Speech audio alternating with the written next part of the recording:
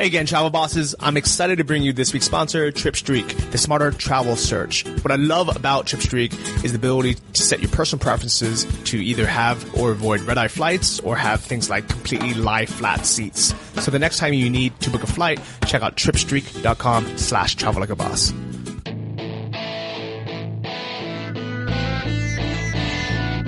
Welcome to the Travel Like a Boss podcast, the radio show all about traveling like a boss by being your own boss.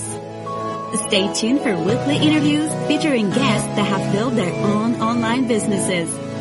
If you would like to have access to our entire back catalog, visit travellikeabosspodcast.com for instant access. And here's your host, Johnny SD. Hey guys, it's Johnny and welcome to episode 168 of the Travel Like a Boss podcast. I'm here with Eric and Derek, the Flexr crew. Hey Johnny, how's it going, man? Hey. Good. Dude, it's awesome to talk to both of you guys again and have you guys back on the show. Where are you guys nowadays? We're in New York. Yeah, New York City, man, for a little while. Yeah, it's crazy. So where was the last time I saw you guys? I think with Derek, what was it, in Austin? Either Austin or Chiang Mai. It's been a while. Yeah, it's been a long time. And your episode, I think the last one you were on was episode 99, I think, with Derek.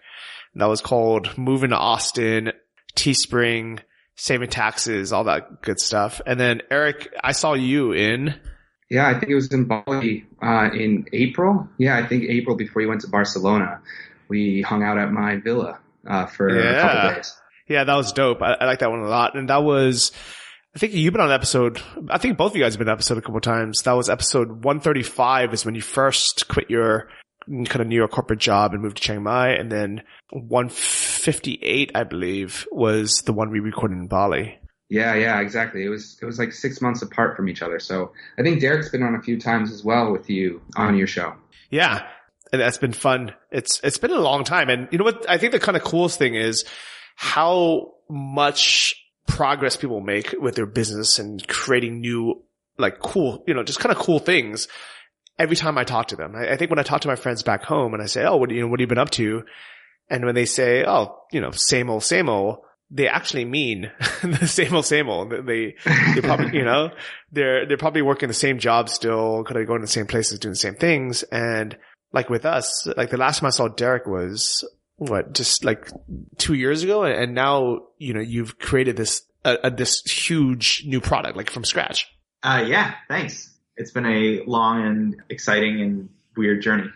Yeah, he's being humble, Johnny. He's been on this crazy adventure for 2 years, creating his own product from scratch that he thought of because of his travel.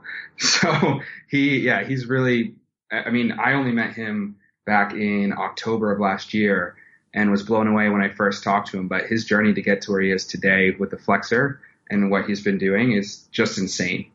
So how did the two of you guys meet? So we met in Pun Space, a co-working space in Chiang Mai. He walked in with this sumo me, like a giant sumo wrestler on his t-shirt, and was like, "What?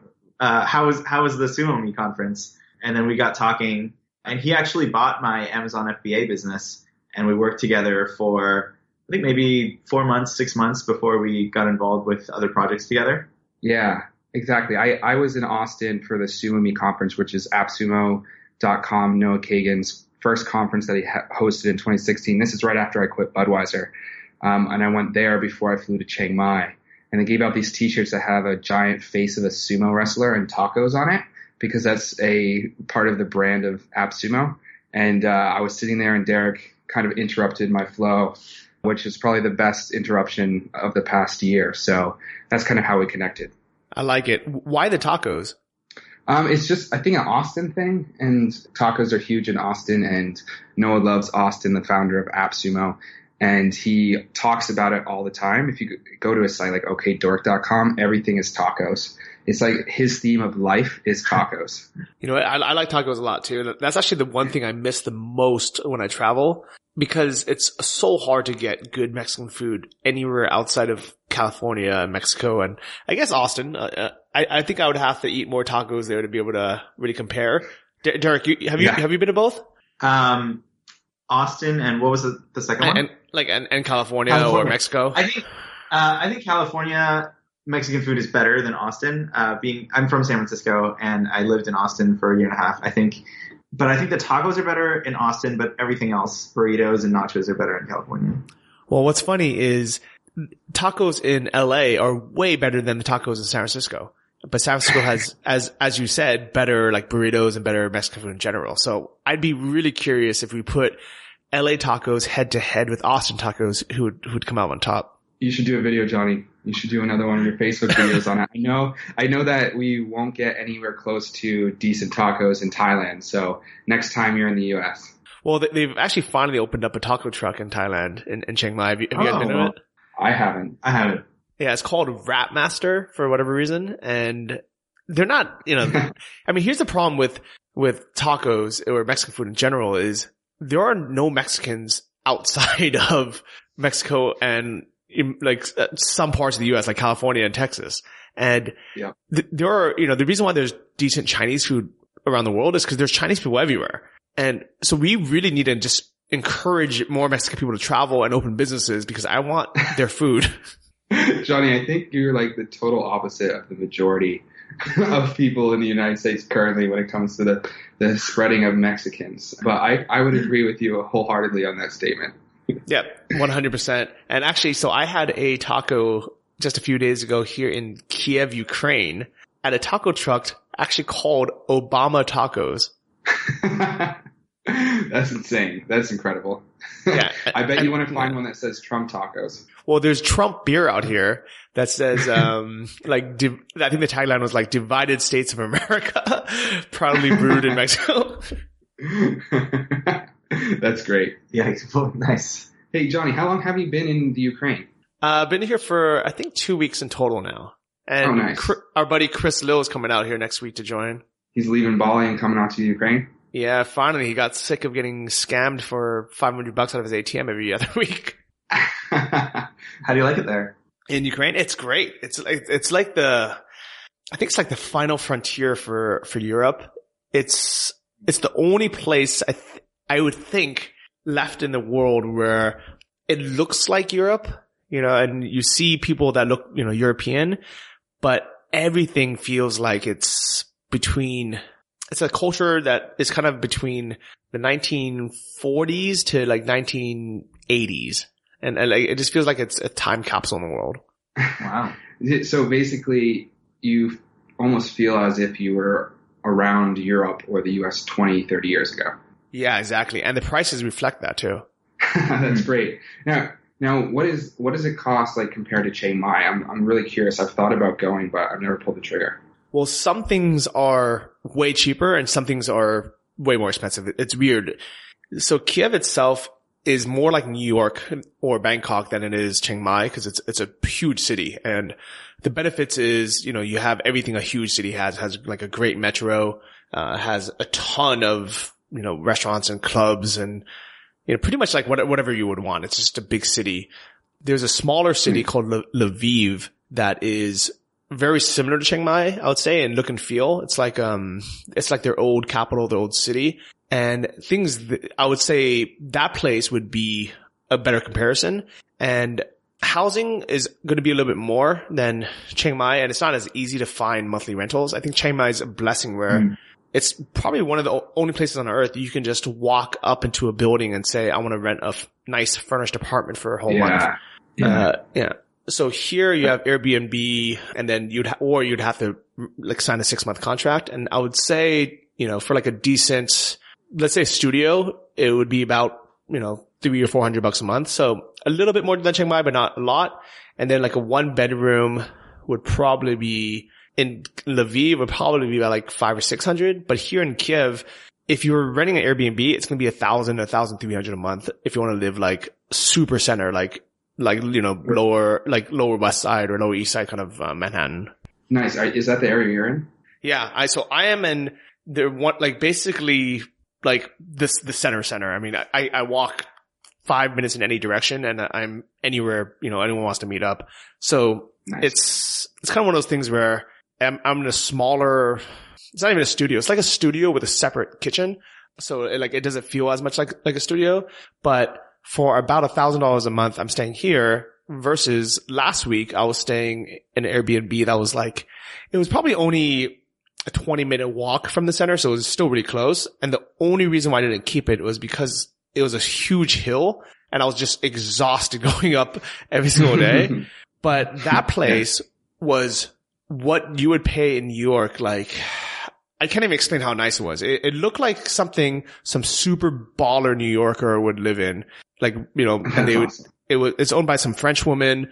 It had this huge bedroom, a separate huge living room with 3 couches in it, had like a second bedroom that wasn't even being used, had a nice kitchen, had 2 patios and balconies.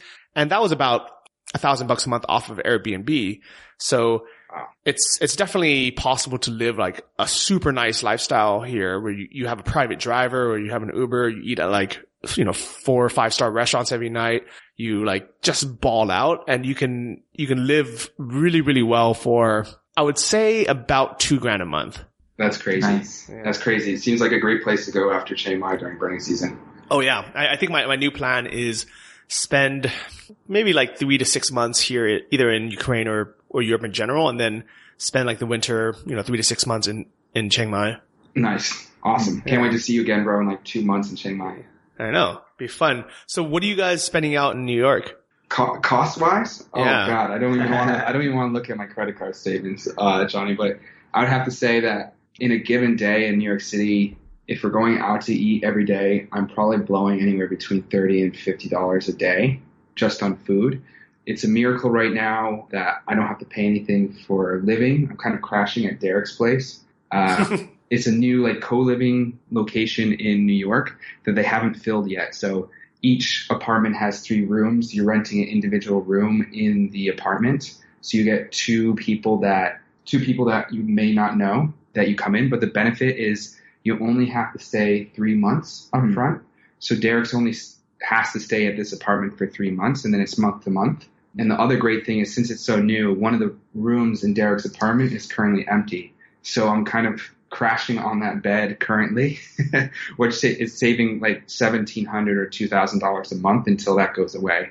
But just in food, travel, transportation, getting around, it's probably easily $2,000 to $3,000 without rent a month to stay out here. Wow. Yeah. So if you were actually paying rent on that place, you'd be spending $3,700 to $4,000 a month. Yeah, it maybe even closer to $5,000. Yeah, so super expensive. This is one reason I left this place when you first met me on the other podcast a year ago. I'm only in New York for July-ish timeframe. We're going to some conferences. Derek and I launched our Kickstarter Tuesday, the 11th, which is coming up in a few days from when we're talking right now. So really, really focused on that aspect. But yeah, it's super expensive, man.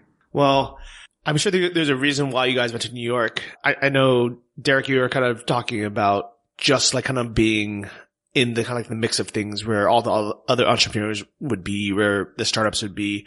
How's that kind of worked out for you? I think it's worked out both good and not good at the same time. I joined a much larger company for a few months to have that learning experience. So they're in the hundreds of millions of dollars, and yeah, it's been really good. I've learned a ton of stuff that I think I just wouldn't have had the opportunity to learn in the digital nomad space, I guess. But at the same time, I think what I've realized is I want to be in the Silicon Valley sphere. So I think I'll be in New York for a little longer, and then I'm going to move back to Asia to work on getting the Flexr manufactured. That's the product that we're doing on Kickstarter, to work with Eric on a couple other projects. And then I think we're going to do a programming bootcamp together. But yeah, I think at some point I'll end up back in San Francisco Bay Area. I like it. Yeah, Johnny, he kind of went through an accelerated version of my corporate life over these past 6 or 7 months. So I spent almost 6-7 years in the corporate world learning about that space. Derek accelerated that 80-20 into about 7 months in his current position. So when I come here, it's completely different hanging out with Derek in New York compared to Chiang Mai. Obviously, you know, Chiang Mai, everybody is available most of the time, can go get soup or go to the gym or hang out and make their own schedule. Derek reminds me currently of my friends that are impossible to get a hold of because they're always busy, always working. They can't take time off, that kind of mentality. So I'm excited for a few months from now when New York is no longer its home base. Yeah, I remember the last time I went to New York and I wanted to meet a friend for dinner. We said, "Oh yeah, let's meet up after work. You know, what time should I make the reservation for?" And I was thinking after work meant 5:30 or 6, maybe 6:30 the latest. And he said, "Make it for 9." Yeah. Just in case. Yeah, man. It's totally like that. Like Derek probably gets out currently at 6:30. By the time we meet for dinner, it'll be 7:30 if we're lucky. And he's trying to get out early so we can work, right? So that's not even normal time for him. And then we'll eat and we won't start working on the Kickstarter together until about 9 o'clock. And then we go until 2 or 3 in the morning before he has to pass out to get back to work at 9 the next morning. Mm-hmm. So yeah, it's crazy. And then I'm working all day, like in juice shops and coffee shops. And people are like, "Oh, Eric, you're in New York. Let's hang out." And I'm like, "Sure, why not? Let's do lunch." "Oh, I can't do lunch." "Okay, let's hang out Thursday." "Oh, I can't do Thursday." "Oh, let's hang out Saturday." "Oh, I have this plan." I'm like, "Okay, just tell me when you want to hang out because I'm free to meet up with you at any point." Yeah, and it's crazy, but it's one of those things where I feel like in New York, the reason why people are so busy is because their time is so valuable. As in if you break it down, like every hour of your day costs you X amount to even be in New York. So if you're not making the most of it, you're just screwing yourself. It's like the exact opposite of LA or Thailand, where there are plenty of people who are completely unemployed, but they just kind of skate by and it's fine.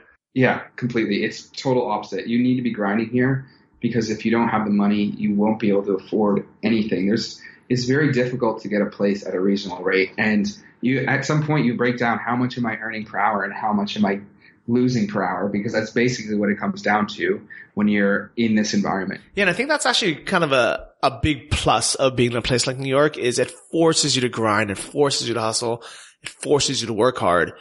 And I understand why there's a lot of people who don't want to stay in Chiang Mai full time, because you can get sucked into this easy life where you're just spending $1,000 a month and you're living, doing everything you want to do. And you're like, well, why should I put in those extra 4 hours? And why should I, work from 9 p.m. to 2 a.m. on a side project or on my passion project or on a new business when I don't really need to. I can just chill. Yeah, exactly.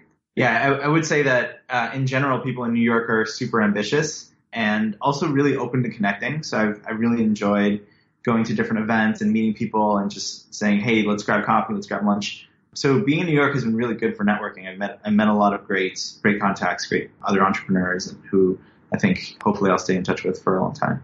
Yeah, I like that. So how did that? I'm curious. How did that compare to going to networking events or meetups in Austin? So I think the velocity in Austin is much lower. And what I mean by that is in Austin, there's the Internet Marketing Party, which happens once a month, which is like the main big party for like the digital entrepreneur community. And then there might be another event here and there, but there's not that much happening in terms of events. Versus in New York, there's probably 4 or 5 competing events every night. So if you wanted to fill your schedule with just meeting other people, you will never run out of cool things to do.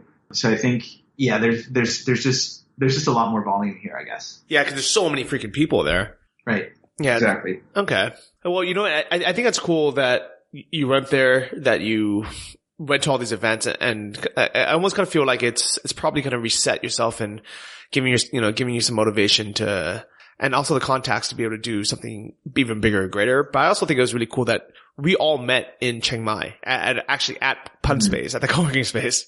Oh yeah, that's right. Yeah, Johnny, I met you at Pun Space, and I think at the exact same week and time is when I met Derek. This all happened around October, November-ish, when we all, well, you and Derek were friends before that, but like when I became friends with you, Johnny, and then I became friends with Derek, and now Derek and I have been, I put a YouTube video out interviewing Derek 8 months ago at Pun Space, which is like my best YouTube video. And to look back 8 months, now that I bought his business, I've been building his business. I bought 80% of the business, so he's still a partner. We're potentially going to flip that. We have some like offers coming in to buy that business after I bought it. And then we connected so well on that business that he had this great idea around the Flexr pull-up bar that he almost and I'll let him tell the story later, but almost sold and just got rid of the idea.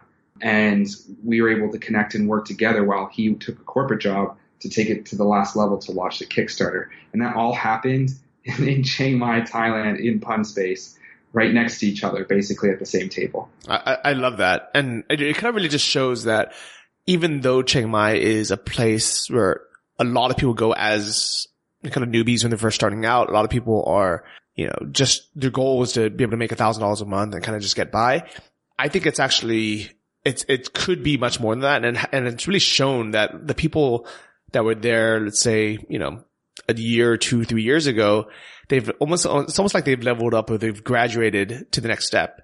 And you are, Derek and Eric, I think you guys are really kind of the first people who are creating like a real, like revolutionary, like game changing product that I've met from Chiang Mai. I think a lot of people have, virtual businesses. A lot of people have small products like FBA products where they're just rebranding something, or they're drop shipping an existing product. And, people are making money, doing e-commerce or selling things online. But I think the Flexr is probably one of the first products where, it's like completely freaking different, that you actually went through the process. And I'm actually very curious, like, how do you actually create a completely different product that did not exist? Like, cause this isn't like a rebrand of an existing pull-up bar. Like, you've basically broken down and put the existing pull-up bar and said, we want to completely redesign this to be foldable. It's almost like, you're saying, I see there's existing skateboards out there, but I want to make a foldable skateboard. Like, how do you even go through that process? So I guess it starts with the idea. The idea came because I traveled a lot and I lived in cities like San Francisco where the dollar per square foot is so high that, you're often renting really small apartments, and having a large pull-up bar that you can't take apart or you can't really put anywhere is just not practical. And as a traveler, every time I went to a new city, I had to either find a new gym or just break my workout routine and not be able to continue my workouts. So from a couple different fronts, I wanted a product like this to exist, and it didn't exist. So I started exploring, number one, so I had the desire in the beginning, and then I wanted to get some metrics to prove that this can actually be a business. So I researched how much sales the different pull-up bars are doing on Amazon, wanted to make sure that it wasn't all dominated by one big player, and that, even if we get into number 3 or number 4, we can still do decent volume. And when the numbers looked really good, I sort of decided that, okay, let's take this forward.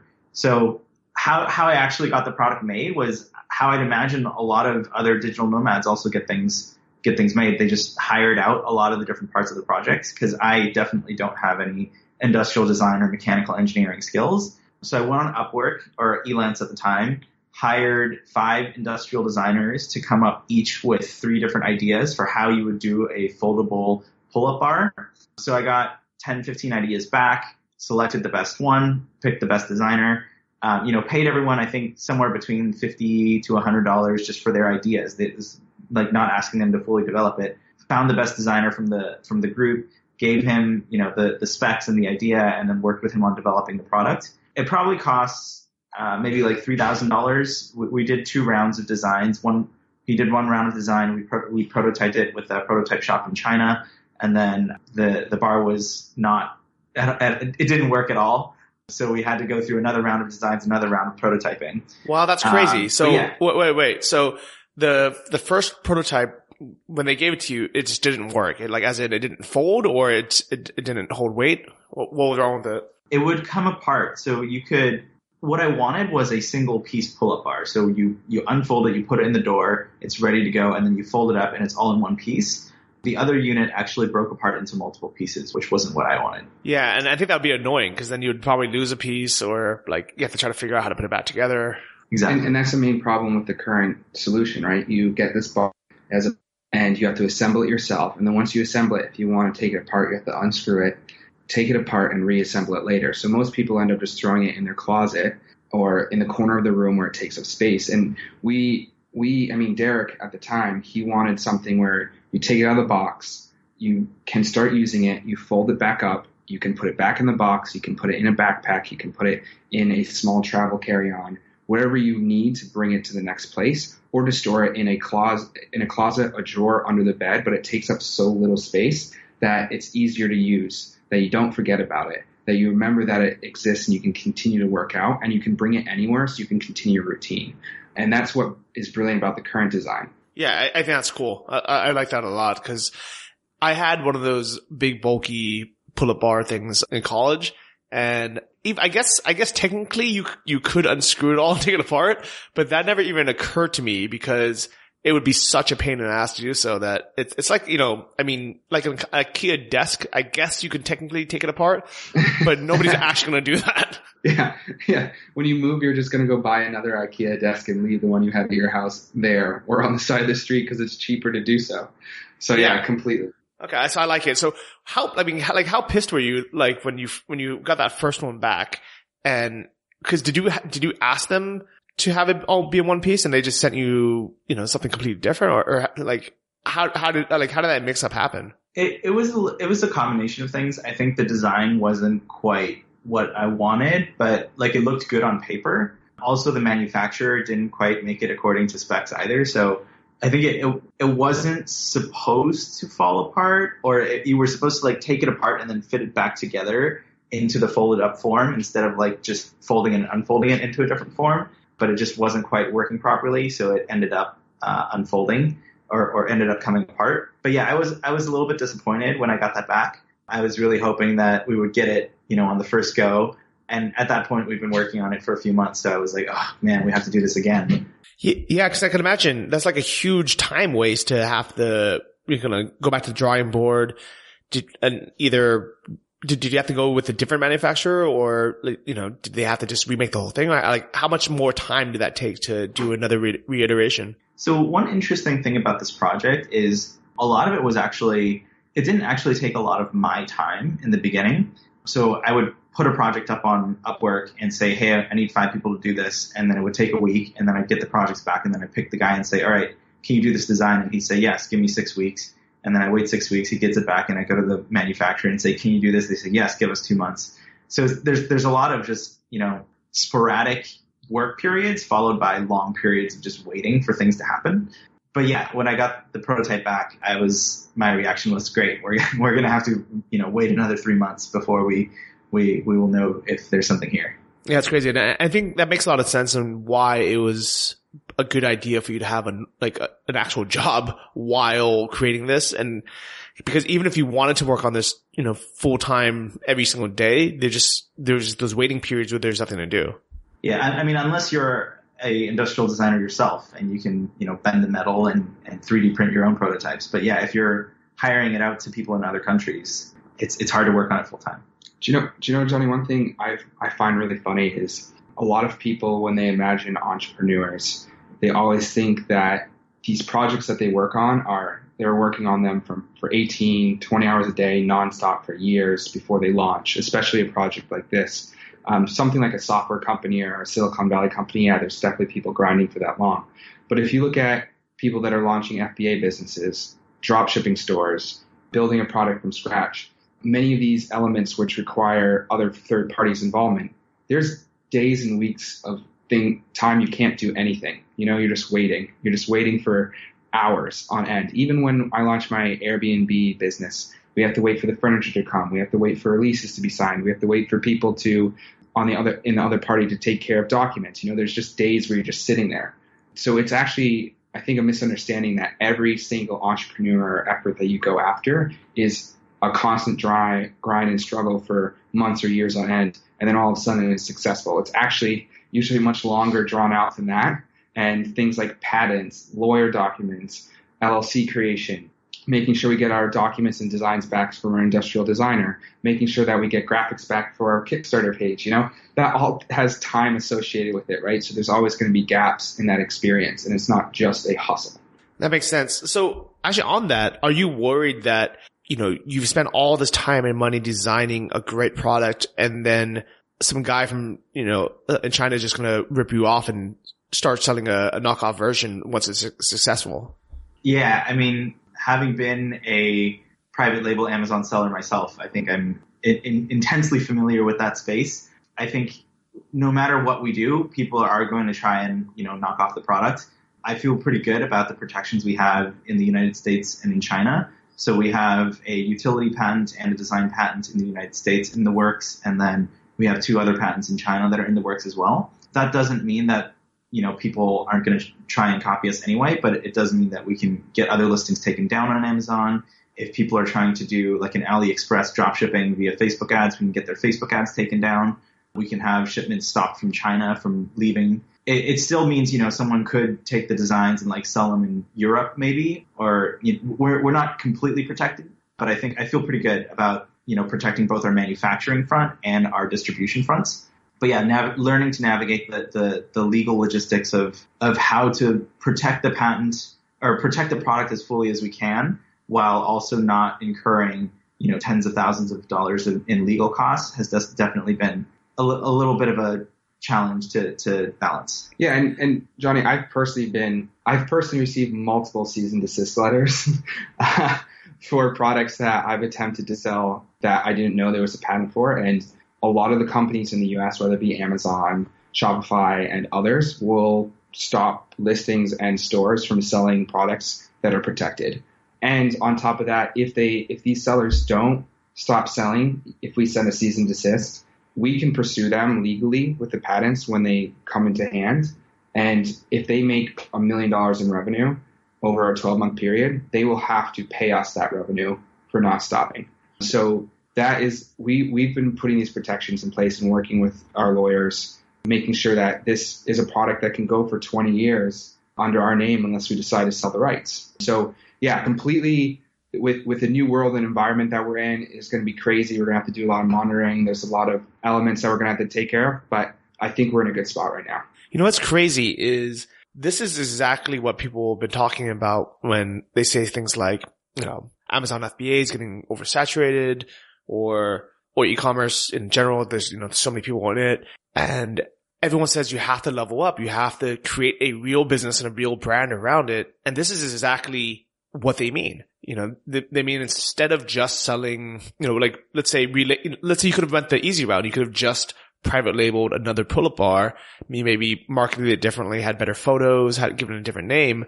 But at the end of the day, it would just be another generic product that everyone else could just copy and just, price compete with you. And you guys took it that next step and said, you know what, we're going to build a unique product with unique benefits that's different and patentable. Exactly. And if you go back to what you said about the foldable skateboard, Johnny, earlier in the episode. That's my idea, by the way. Don't take that. If you take that idea, right, and let's say one of your followers has done drop shipping or Amazon FBA, they have a lot of the skills already to take that next step, right? They know how to market. They know how to sell on these marketplaces. They know how to make sure that they bring in customer reviews, that they have the right copy, the right imagery, and the right ads driving to those listings. So they have the marketing side down, the supply chain side down. They know what they need to do. Now, oh, great, I have this foldable skateboard idea I want to do. How do I get industrial designers to help me with this?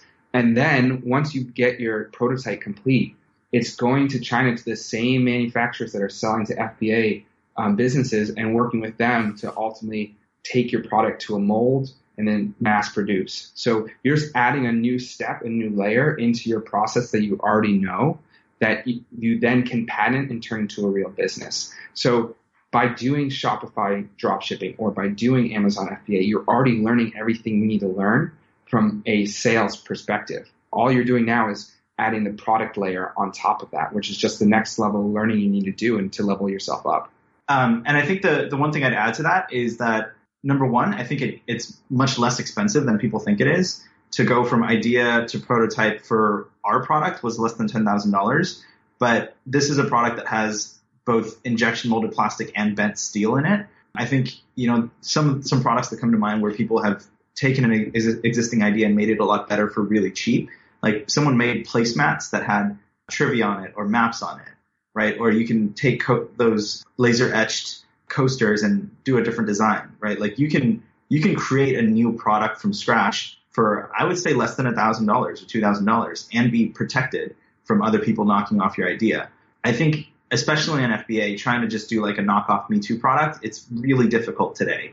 But if you're willing to spend just a little bit of money on innovating your product and creating a little bit of intellectual property protection for yourself, I think that's a much better way to go. I love it. I think that's a great point that you guys brought up. Is a lot of people are thinking, oh man, I missed the FBA train, or I missed the dropshipping train, or I missed this, poor me.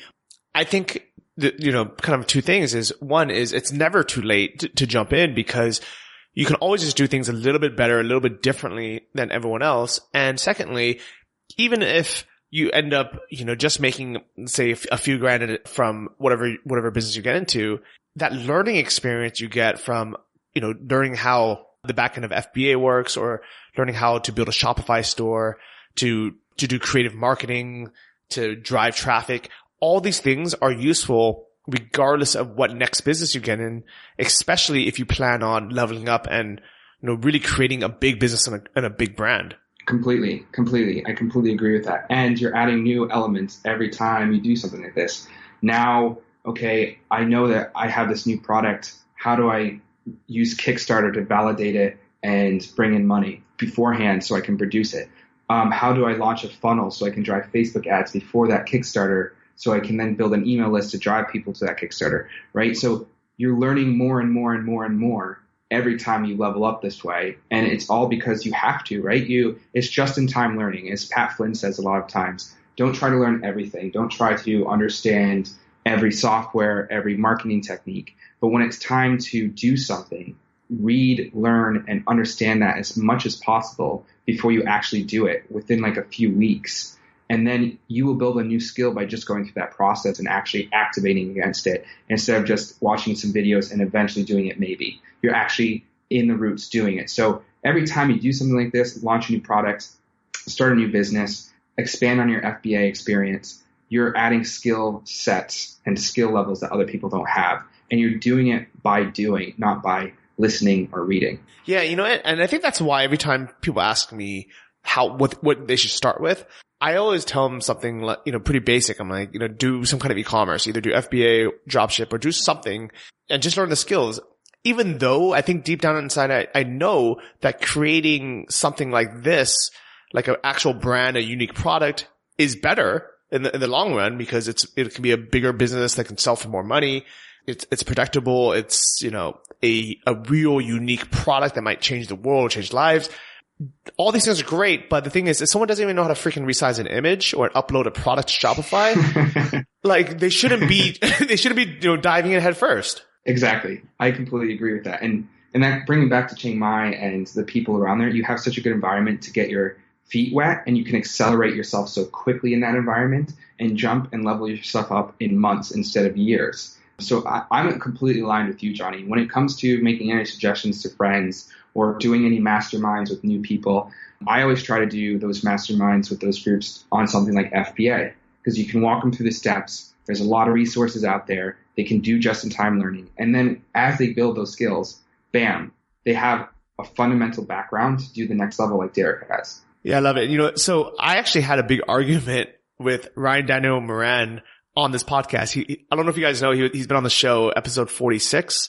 And for those who don't know who he is one of the biggest FBA sellers out there. I think he had the highest selling yoga mat on Amazon for the longest time, and he sold that for a bunch of money. Mm-hmm. And I remember one of the kind of core beliefs that we had very different was he kept talking about how, people shouldn't even bother with low level skills like learning how to, let's say like create a Shopify store or sell like small products. That what they should do is jump straight in, hire the best people that know how to do, hire someone to build the entire site for you, hire someone to do all the marketing for you, hire people to do all the things that you don't know how to do, and don't worry about learning it, because you should be focusing on the big picture of building the big brand.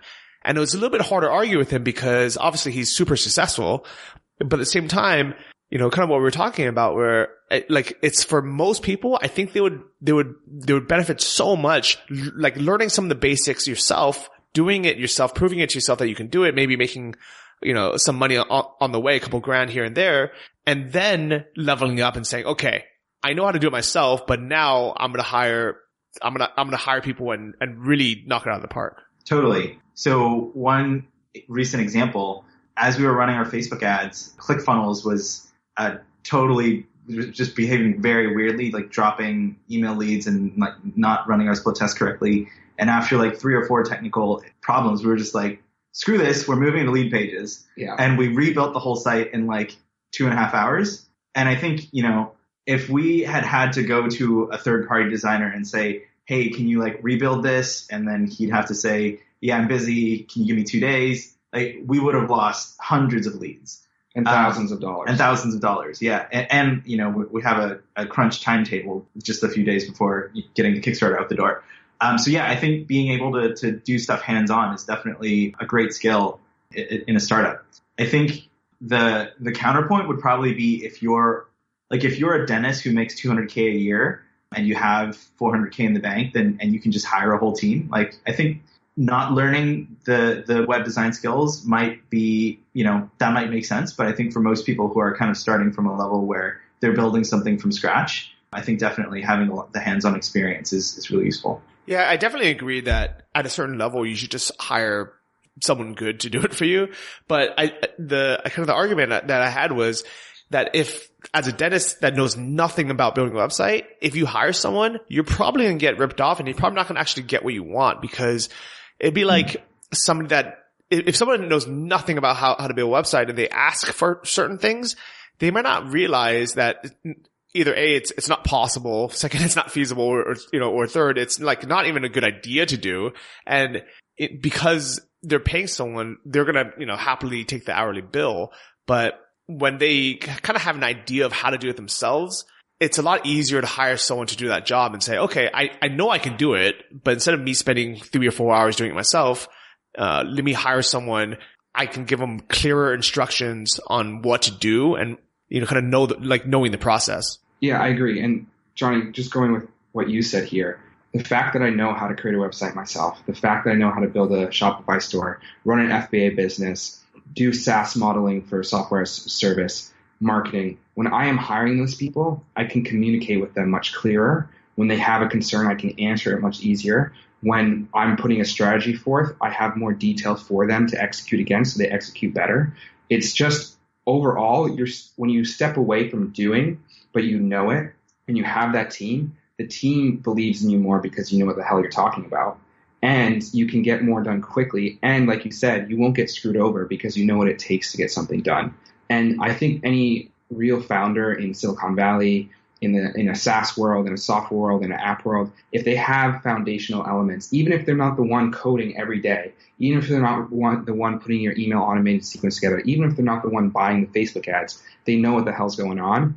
They are going to be much more successful with their business than if they just have these people doing it and they're talking super high level and they can't really connect with their employees or contractors. Yeah, I 100% definitely agree with that. And I think the reason why I'm so glad you guys came on this episode is I think this is kind of a big bridge between, people who are thinking, okay, I can see myself starting a small kind of digital nomad business.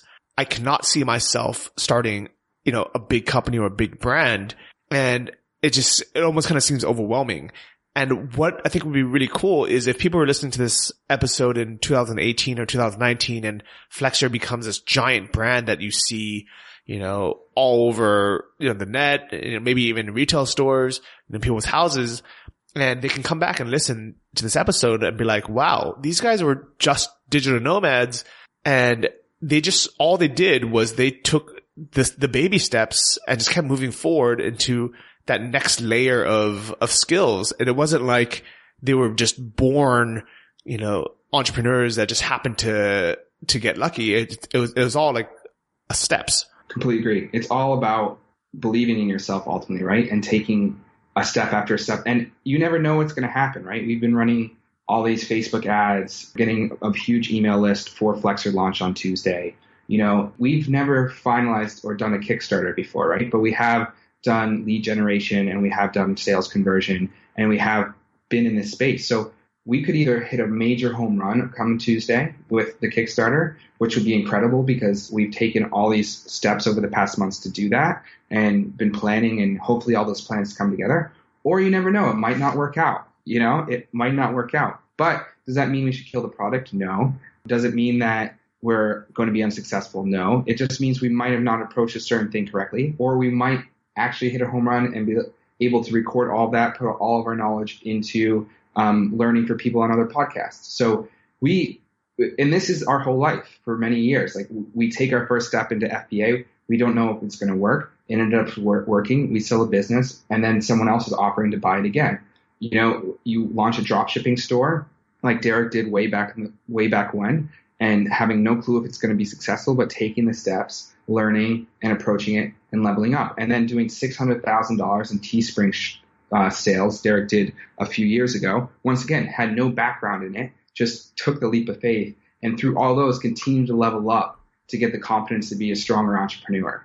So I think people don't realize that it's not instant. They only see the end result of all the work and steps a person has taken to grow as an individual, to get where they are, to change their mindset, to learn something new, to think about life and business differently, and allow themselves to have a higher risk tolerance, to take bets that could or could not pay off. You know what's crazy is, so in the 3 years that I've known Derek, I think we met like early 2014, and we did our first podcast together in July. So exactly 3 years ago, episode 43. That was when you created your first dropshipping store. And then the next episode, we talked about those 30K months you're doing on Teespring.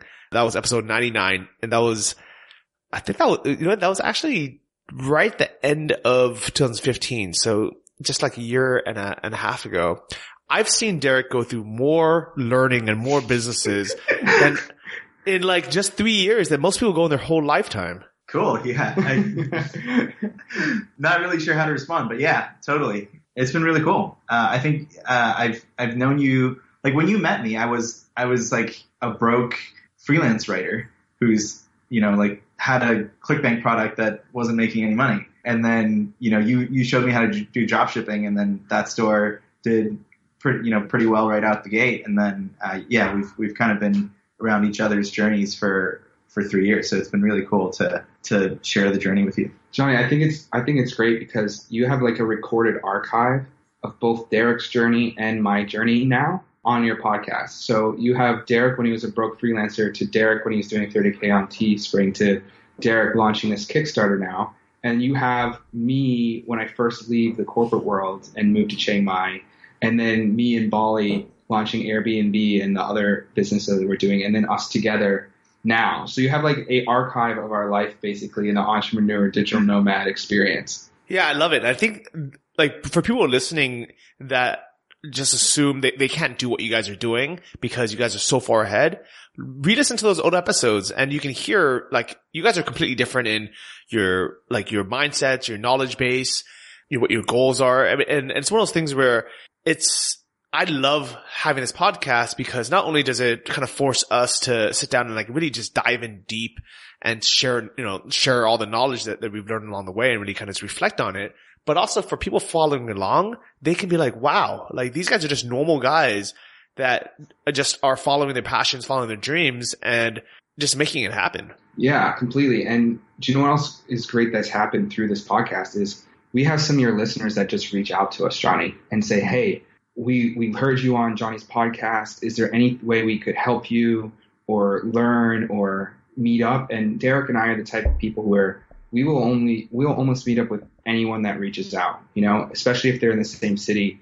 And we get to meet amazing people from your audience that are trying to go after their dream to go and become a digital nomad or an entrepreneur. Actually, I believe one of your listeners actually reached out to us directly on Facebook and is helping us with the Kickstarter right now for free. He said, hey, I would love to come help and learn, be around you guys. So he's coming tomorrow to do like a 6-hour grind session as we get ready for the Kickstarter.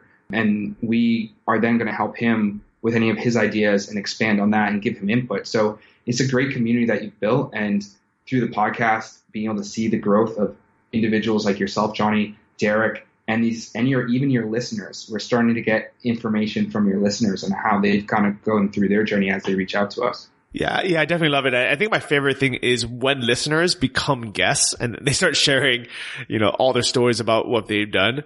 So definitely everyone listening right now, if you guys want to take this full circle, start kind of working on your dreams and your passion projects. Let me know how it goes. And if we end up meeting in person somewhere and you guys have a, interesting story with some kind of success, I would love to hear it and also have you guys on. Yeah. So tell me more about the actual like marketing plan for Flexr. Like, why did you guys choose Kickstarter? What have you guys done kind of pre-launch, and why is launching so important to just putting out into the market? Yeah. So there's two reasons. Number one was I wanted to validate the market, make sure that, I think it's a great idea, but I wanted to make sure that other people think it's a great idea as well. And number two, I think this is a great way to just reduce the personal risk. In order to get a product like this into production, we're looking at probably about $20,000 in plastic molding and tooling costs. And then the initial run of product and shipping, it's probably at least $50,000 to get the product out the door. So I could just fund it out of pocket, or like we could, put together money or investors. But I think going to create a community and create a customer base right out the gate is just a more powerful way to go. And a lot of Kickstarter campaigns are able to go out to their initial backers and just have everyone leave a review on Amazon. Like the Kickstarter campaign, Exploding Kittens, I think they did like $8 million in Kickstarter. Within the first week of launching on Amazon, they had 10,000 reviews. And they just went from no listing to like the top of the gaming charts in Amazon overnight, because they already had their customer base and just said, hey, everyone, go leave a review. So I think instead of us, slogging our way up the top and like giving away free products to try and get reviews on Amazon, if we just sell, 5,000 or 10,000 of these before we even list it on Amazon, I think that'll just make getting traction and getting, rankings and revenue a lot easier once we do launch on that platform. And the goal is for us to use Amazon as like a proof point to then go to retailers and go and be able to sell in REI or Target or, sporting goods stores. So that was kind of the thought process behind why we went with Kickstarter. So as far as the marketing plan goes, probably the biggest traffic channel that we're using is Facebook ads. That's a channel that is a strength of mine, having, done a lot of them via Teespring and for other businesses. So right now where our lead cost started off at like $8 a lead, but we've gotten it down to about $1.40 now by just testing. We've probably tested 15 different versions of landing pages, maybe 30 photos of ads and what we're putting into the Facebook ad content itself. We've been testing all of those. As Derek said before, making sure our platforms are actually working, switching to lead pages from ClickFunnels. Yeah, testing probably 30 different targeting groups, testing different platforms, so Facebook mobile, Facebook desktop, Instagram, and just kind of putting everything together until we find the highest converting one. And yeah, we've got our lead cost down to about $1.40 a lead. So the idea is, we're probably going to spend close to $10,000 on Facebook ads before this even launches, and just have a large email list that we're blasting it out to. We're also working with a few influencers, paying people who have a large YouTube following to, like, we're actually going to bring the product to them, and they'll do like a workout video with the product in it. We're coordinating a few other people who have like Facebook followings or email lists or our own email list from other products that we've done, right. Or courses that we've put out, we've been reaching out to as well. We actually are starting to put a big list of potential Facebook groups like Unilad and Viral Threads and all these others that post videos on Facebook of really cool ideas. We're going to be reaching out to them when the campaign goes live and sending them a press kit with the video, imagery, and so on that they could use on their pages.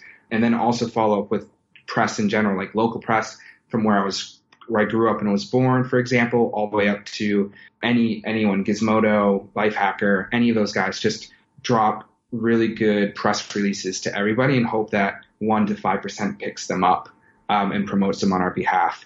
We also have different referral programs and stuff that we're working on. And also a couple agencies that run Kickstarter campaigns have reached out to us and asked, hey, can you call us? We would love to partner with you to help with your Kickstarter. They've seen our Facebook ads. They like the video that we have out, and they want to partner with us to help this grow. So the foldable pull-up bar that we're building we're trying to approach Flexr from multiple angles to really drive on Tuesday the 11th a solid foundational kick to our Kickstarter, which will hopefully drive a organic adoption by Kickstarter.com that we can get ultimately a 50 to 60% of the people that buy Kickstarter being organic Kickstarter buyers that see it on Kickstarter.com, and the rest is traffic that we drive to the site. I love it.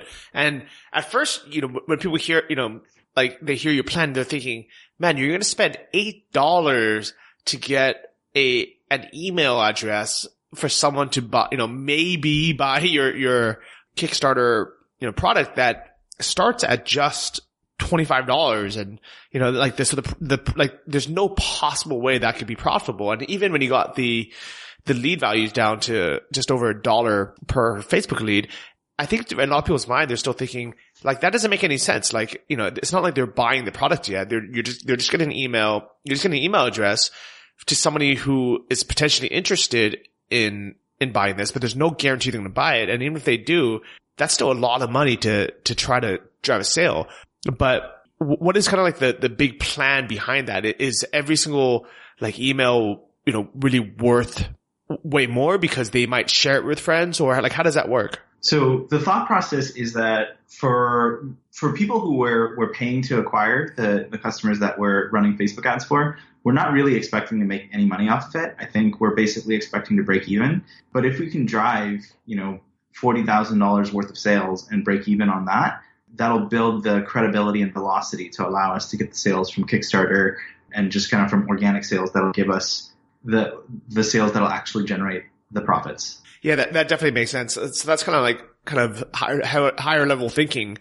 We're like, well, I gotta get the ball rolling. Kickstarter's a great platform, but only if other people are already buying it. People want the social proof, but people also want like to, things only go viral once they go viral. Like there's kind of almost nothing before that where it's either going to be a huge success or it's going to be like a trickle down small thing where it might not even be worth doing. Yeah. And the way we set it up, Johnny, is when we push people to travelpullupbar.com, basically from any of these sites, we're getting those lead captures, we're getting that information, we're getting all these people. And yeah, it might cost a ton of money, but when we ultimately drive that traffic to Kickstarter will recognize that. Kickstarter will see, oh man, there's people coming to this store. There's people coming to Flexr's product and buying it.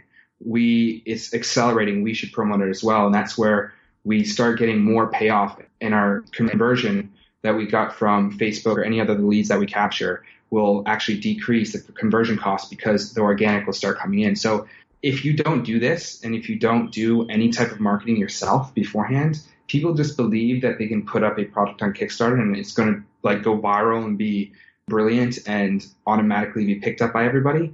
That never really happens. The same way that if you launch a YouTube video, unless you have a strong subscriber following, you're not going to go viral unless you get outlets to promote it, blogs to promote it, influencers to promote that video.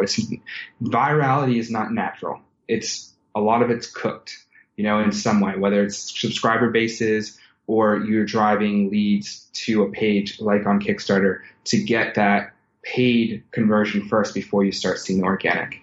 And we might be at $1.70 a lead, but we're predicting that it's going to cost us $20 to get a single person to buy a Flexr. So our leads might be $1.40, $1.50, $2, but we don't expect all of them to convert. We actually put them through this process. When someone goes to the URL, to the website, they will enter their email, they'll see the video, and then we put them through something we call a soap opera email sequence, which is basically for 7 days, once they type their information in travelpullupbar.com, they will get a sequence that tells them about Derek's journey and his story of the Flexr. So parts of it that you heard on this podcast, him coming up with the idea, how he came up with the idea, and then we every day tell him a little bit more. Like one of the days we talk about how he got frustrated and almost literally sold the idea to someone for a few $1,000s instead of continuing the patent, and then how he met me and how we became partners.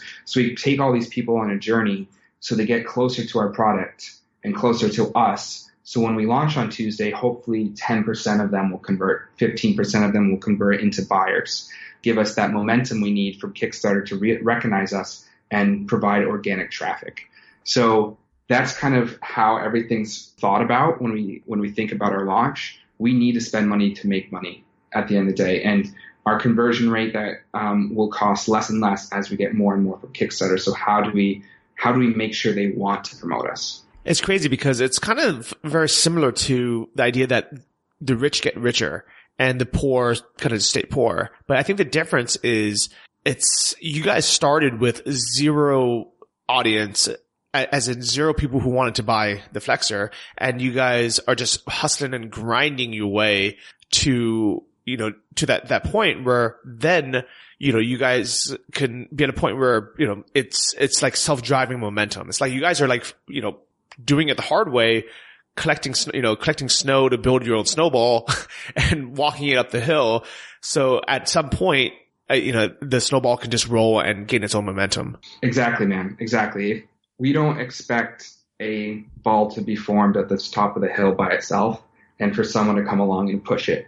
We have to do that ourselves, and we shouldn't expect anyone else to. So we've been hustling for the past basically month, focused just on this Kickstarter, just to make sure that we can get that momentum. And we're hoping at this point, we're 2 days out, that we've built some sort of momentum through our Facebook group, through our landing page that I just mentioned, through the Facebook ads, through the conversations you and I are having and other influencers are having, and the posts that Derek put on Facebook, for example, and I put on Facebook to our friends, just literally taking any energy that we have and pointing that energy towards this campaign. And I think, at this point, it's kind of like we roll the dice. It's going to be Tuesday. We're gonna bet on black, and hopefully it lands there, and we don't land on red. Roll a $20,000 dice. Yeah, we're rolling a $20,000 dice right now. That it could go one of two ways, and we're obviously hoping for one way. But yeah, man, there's no guarantees to success to this. But I'll tell you one thing: even if we walked away where we have to find this money to build this ourselves after the Kickstarter because we don't raise as much as we potentially need, we learned a ton. And the amount of people that we talked to, the amount of phone calls we've had, webinars, discussions, masterminds, people that have added ideas, people that have added to our marketing campaign, people that have gotten excited about this product. Derek's Facebook post was his best Facebook post ever, basically, with over 300 likes, multiple shares, hundreds of comments. When you get that excitement in your community, your friends alone, that drives you and brings the passion into this project even further. So we've got so much out of it, even if it doesn't go amazingly well like we're hoping. Obviously, we're shooting for the stars. We can walk away and be like, shit, we learned a ton, and this was an excellent process, and we understand how to do this again in the future and what we need to tweak. So I'm walking away in a month when this Kickstarter is done, happy either way. Hopefully it's with a nice big check that we can bring to the manufacturer and run thousands and thousands and thousands of Flexrs to people around the world. Well, I want to help support because first off, I'm a huge fan of bodyweight exercises and doing pull-ups. I've actually been doing my own pull-up challenge recently, and I've literally been doing it as like my only workout for the last couple of weeks. So the next time I see you guys, I'm gonna challenge both of you guys to see who can do more. Yeah, man, I will accept your challenge 110%, and we need to put some money on the line, my friend, because we need some true motivation. Here, I'll do this. If you beat us, if you beat Derek or I in pull-ups, we will give you 3 Flexrs right off the line when they come out. Our first run, you get the first 3 of them. And what do we get if we win, Derek? What do you think? I think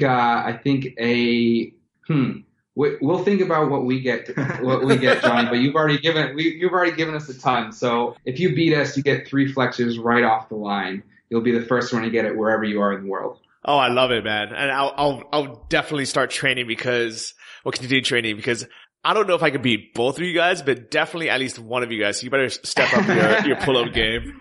All right. So if people want to check out the product, where can they find it? Just go to travelpullupbar.com. I love it. And that will lead you either to our landing page or directly to our Kickstarter. It'll probably go directly to Kickstarter when you're listening. When you're listening, probably directly to Kickstarter. Yeah. Okay, perfect. And so they want to buy one.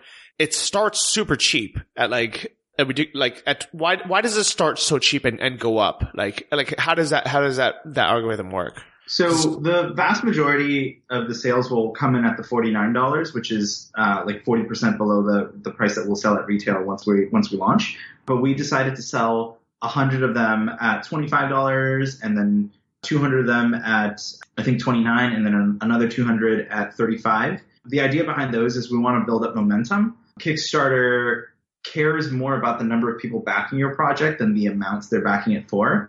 Otherwise, anyone can just, back $10,000 at their own project and get to the top of Kickstarter. What they really want to see is they want to see hundreds of people from different kinds of accounts, and they just want to see momentum from different people backing your project. So what we wanted was we wanted to have a few lower price tiers to generate that momentum, to get the initial backers, and to get to the low tens of thousands of dollars, so that when people come to the page, they see that, oh wow, this has gotten funded. They've raised $20,000 in the first day, or whatever the amount is. That way, we just have more credibility and more momentum for when we're selling at the price that we want to sell, which is $49, which is still significantly lower than we're going to sell it for once the product is off the production line. Exactly, Johnny. So if your listeners get to the Kickstarter page at 11 a.m. Eastern Standard Time, they will be able to be one of the first ones to buy the Flexr at the $25, $29, $35 price. So if they show up at that time when it launches, or they go and join our Flexr group on Facebook, or even jump in our email list right now, they'll get information right when we launch. So they have a chance of getting those early numbers. But the $49 range is what we're extremely excited about, because it's 40% off our $79 that we'll be selling later on. It will be the value that really supports the business to allow us to manufacture and get these out as quickly as possible. But either way, it's a steal, and we're launching, like I said, at Tuesday at 11 a.m. So whoever there is early will be able to grab one of those early deals. Very, very cool. And if anything, just go to the site and check out the video, because it's pretty cool. It's something that I've always wished existed. So I'm glad that you guys are making it. I think that everyone in the world should do pull-ups. I think both men and women should do pull-ups.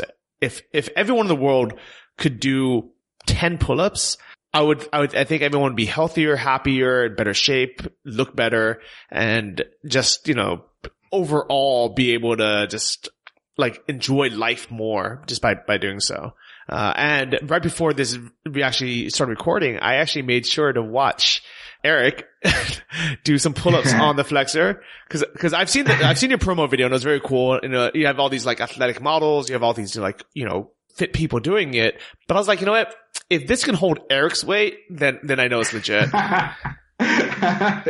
Thanks, Johnny. Yeah, man, I'm down to around 200 pounds, and it's definitely can hold me up and hold people up to 250-ish pounds, if not even heavier. That period. So it's definitely a stable machine, and yes, I can do pull-ups. And the only reason we didn't send Johnny one ahead of time is we actually only have that one prototype. So it's because it costs us right now $2,000 each to make. So yeah, Johnny's great, but we'll wait until we can get it down to a more reasonable cost. So we're actually taking that prototype around New York to our influencers, our friends. If Johnny was here, we would love to shoot a video with him, but it's not that simple. And the cool fun fact, Johnny, that video that Derek put together for the Kickstarter was actually shot all in Bali. So the pull-up bar, the Flexr, has been to Bali, has been to Chiang Mai, it's been to Shanghai, Guangzhou, and other parts of China. It's been to the Philippines, all around the U.S. This one pull-up bar has been traveling around the world for the past few months as we've created the content for it, found the suppliers and the manufacturers, and been promoting it. So it's a world traveler in itself already, which matches really well with Derek and I, and the ultimate goal of the Flexr. We've kind of put it through thousands of miles already, which is really cool to be able to say. I love that. That's actually super cool. I mean, that is literally traveling like a boss. Exactly. And we're glad when we make the claims that this is a traveling pull-up bar, we've actually done it already. So it is travel like a boss. I love it. So if you guys want to pick one up, or if you guys just want to see the video of how it works, what it looks like, the folding mechanism, how it kind of folds up, I think it's pretty cool to watch. So check that out. That is travelpullupbar.com? Yep, travelpullupbar.com. And if for whatever reason you guys don't buy one, I noticed you guys have a pledge $1 or more button. Does that help you guys? If someone just gave $1, would that help your Kickstarter kind of blow up and gain momentum? Yeah, it helps a lot, actually. Just having more backers will help us in the Kickstarter algorithm. And if they back, if they just do $1, they'll still get behind the scenes access and see. I think the people who are listening to this podcast are the types of people who would want to know, how do you manufacture a product like this? And we're going to be sending a lot of updates, like videos from our factories and things that we're not going to send to the main email list that we will send to everyone who's backed the campaign. So even if they just back it for $1, I think they'll get a lot of value out of it. It's probably the cheapest course ever. Actually, I was going to say that, I think half the people listening to this are going to be like, you know what? Maybe I can make myself some kind of a product, whether it's, I'm gonna steal Johnny's idea and make that foldable skateboard, or they're gonna think of their own idea and think, you know what, maybe I'll take these tips that I've learned from these guys, go through the kind of the same marketing structure and use Kickstarter as a platform. So if you guys have learned a ton from this podcast, if you learned some good marketing advice from these guys openly sharing their stories and, all the kind of their secret marketing sauce behind it, and you want to, spend $1 on Kickstarter to help them, please do so. It's almost kind of like, this is, instead of me having a Patreon, this is, I'll send you guys to their Kickstarter and you guys can help kind of get this ball rolling. Cause I would freaking love it if I see Flexr everywhere. If I go to my friends' houses and I can do pull-ups with them. I think that'd be my goal. I want to be able to go to my friends' houses and have them always have some kind of pull-up bar. And especially because most of my friends travel, I would love for them to have a Flexr. So, wherever we are in the world, we can do pull-ups together. So that is my goal. And to help get you guys there, not only, I donate some money to the Flexr, just get the ball rolling, but I encourage everyone here who's gotten a lot from this podcast and just wants to help roll the ball. If you guys aren't, even if you guys don't buy one, just give $1. It doesn't seem like a big deal, but I guarantee you that $1 donated to their cause is going to do more for their launch than pretty much anything else. Exactly, Johnny. We really appreciate that. Anything is going to help us with the momentum, and you have some of our favorite audience members, period, in the world. They relate to us a ton, and we've built this for them. When it comes to the fit of this product, your audience is exactly who we are and what we've been trying to build for ourselves over time. So I really appreciate you supporting us, and I'm excited to do that pull-up challenge with you, hopefully back in Chiang Mai, or if I head over to Ukraine beforehand. I'm really excited to bring the Flexr so you get to see it for the first time in real life. I'm excited. So big congratulations on your launch. I'm going to try to get this podcast out on Tuesday, July 11th, which I don't know if you guys realize is my birthday. Oh, sweet. Wow. That's awesome, Johnny. Happy birthday. Well, happy birthday, man. Thank you. I thought you were launching on my birthday just to help celebrate. That could just be a coincidence. We were actually going to tell you on this podcast. Yeah. I love it. So if you guys want to help support, check out travelpullupbar.com. And if you guys want to know more about Derek and Eric, check out those previous episodes of the podcast where they talk more about where they how they came up in business and what they've been doing so far. And if you guys end up wanting to fly out here to Ukraine or to Thailand, check out our sponsor, tripstreak.com. Go to tripstreak.com/travel-like-a-boss.